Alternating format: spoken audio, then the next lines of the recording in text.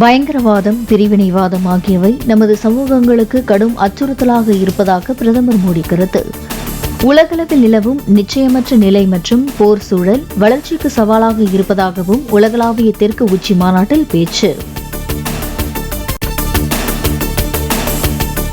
1916 கோடி ரூபாய் செலவில் கொண்டுவரப்பட்ட அத்திக்கடவு அவிநாசி திட்டத்தை தொடங்கி வைத்தார் முதலமைச்சர் மு க ஸ்டாலின். ஈரோடு, திருப்பூர், கோவை மாவட்ட விவசாயிகளின் நீண்டகால கோரிக்கை நிறைவேற்றம்.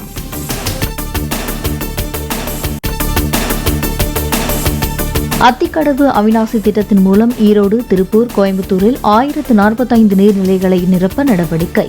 3 மாவட்டங்களில் 24,468 ஏக்கர் நிலங்கள் பாசனம் பெறும் என்றும் அரசு தகவல்.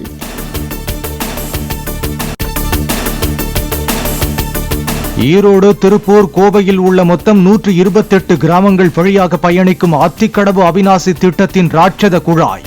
வறட்சியான பகுதியில் நிலத்தடி நீரை செறிவூட்டும் இத்திட்டத்திற்கு தண்டவாளம், சாலைகளுக்கு அடியிலும் இரும்பு குழாய் அமைப்பு.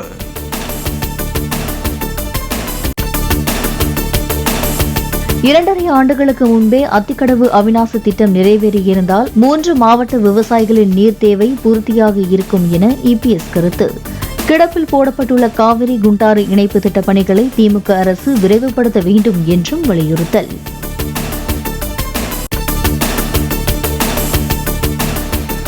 கொல்கத்தாவில் பெண் மருத்துவர் பாலியல் வன்கொடுமை செய்யப்பட்டு கொல்லப்பட்டதை கண்டித்து நாடு முழுவதும் மருத்துவர்கள் வேலைநிறுத்த போராட்டம்.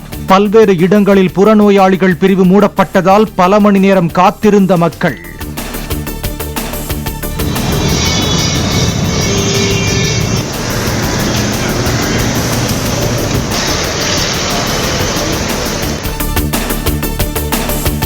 தமிழகத்தின் பல்வேறு பகுதிகளில் அரசு மருத்துவமனைகளில் மருத்துவர்கள் பணி புறக்கணிப்பு போராட்டம்.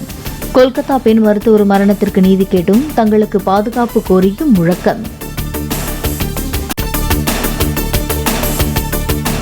நாடு திரும்பிய மல்யுத்த வீராங்கனை வினேஷ் போகத்திற்கு டெல்லி விமான நிலையத்தில் உற்சாக வரவேற்பு.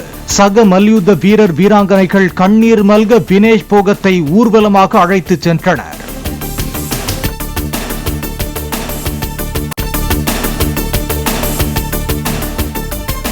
நீட் பெயரில் அரசியல் நாடகம் நடத்தும் முதலமைச்சர் இனியாவது ஆக்கப்பூர்வ நடவடிக்கையில் ஈடுபட வேண்டும் என எடப்பாடி பழனிசாமி வலியுறுத்தல்.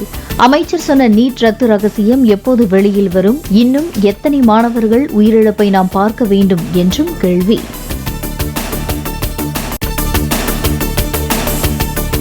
பிற்படுத்தப்பட்டோர் நலத்துறையின் கீழ் உள்ள கள்ளர் சீரமைப்பு பள்ளிகளை பள்ளி கல்வித்துறையுடன் இணைக்க தமிழக அரசு முயற்சிப்பதாக இபிஎஸ் அறிக்கை. அரசின் இந்த நடவடிக்கையால் அச்சமூக மக்களுக்கு கிடைத்து வரும் பல அடிப்படை உரிமைகள் பறிபோகும் என்றும் குற்றச்சாட்டு.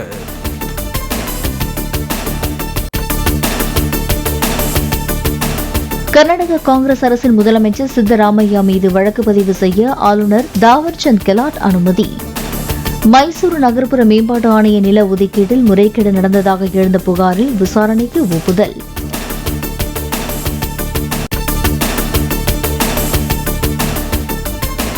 மகளிர் உரிமை தொகை பெற இன்று முதல் 3 நாட்களுக்கு விண்ணப்பிக்கலாம் என சமூக வலைதளங்களில் பரவிய வதந்தி.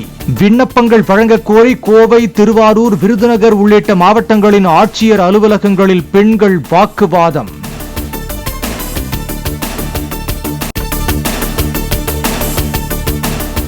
பல்வேறு அரசு ஒதுக்கீடுகளில் கட்டண சலுகையுடன் சேரும் மாணவ மாணவிகளிடம் முன்கூட்டியே கட்டண வசூலில் ஈடுபடக்கூடாது.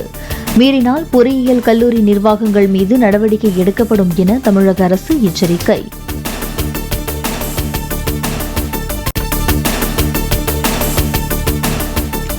ஸ்ரீபெரும்புதூர் அருகே வெல்லம் வடகாலில் சிப்காட் சார்பில் பெண் பணியாளர்களுக்காக கட்டப்பட்டுள்ள பிரம்மாண்ட குடியிருப்பு வளாகம்.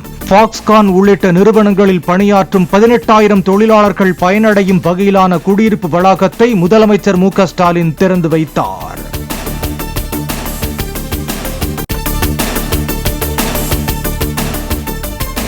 இந்தியாவிலேயே தொழிற்சாலைகளில் பணியாற்றும் பெண்கள் எண்ணிக்கையில் 41% பேர் தமிழ்நாட்டில் பணியாற்றுகின்றனர்.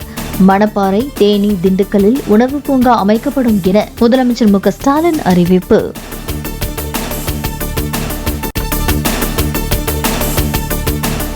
கனமழை எச்சரிக்கை காரணமாக 22 மாவட்டங்களில் முன்னெச்சரிக்கை நடவடிக்கைகளை மேற்கொள்ள தமிழ்நாடு அரசு உத்தரவு.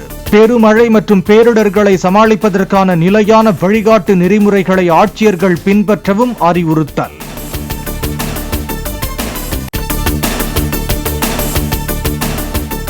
தனிநபர் சார்ந்த குற்றங்களுக்கு குண்டர் சட்டத்தை பயன்படுத்தக்கூடாது என தமிழக அரசுக்கு நீதிபதிகள் அறிவுறுத்தல். குண்டர் சட்டத்தை சர்வசாதாரணமாக பயன்படுத்துவதை அனுமதிக்க முடியாது எனவும் திட்டவட்டம்.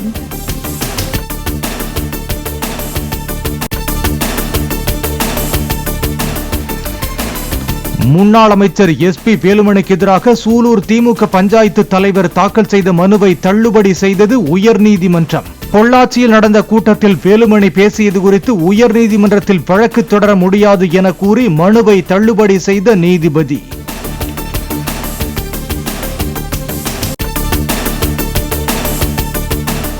துப்பாக்கியுடன் பறவை வேட்டையில் ஈடுபட்டவர்கள் மீது வழக்கு பதிவு செய்வதாக மிரட்டி 1,25,000 ரூபாய் லஞ்சம் வாங்கிய விவகாரம்.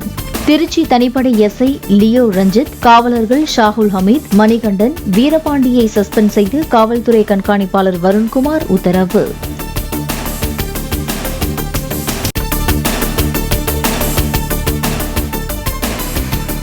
அரக்கோணம் மத்திய தொழில் பாதுகாப்பு படை மண்டல பயிற்சி மையத்தில் நடைபெற்ற காவலர் பயிற்சி நிறைவு விழா. பயிற்சியை முடித்த ஆண் மற்றும் பெண் காவலர்கள் மிடுக்காக அணிவகுப்பு.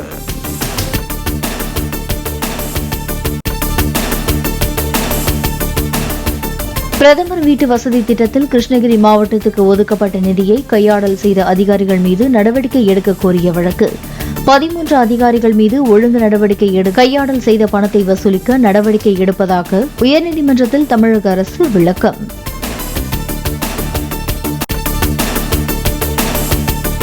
விஜய் நடித்துள்ள the greatest of all time படத்தின் ட்ரெய்லர் வெளியீடு.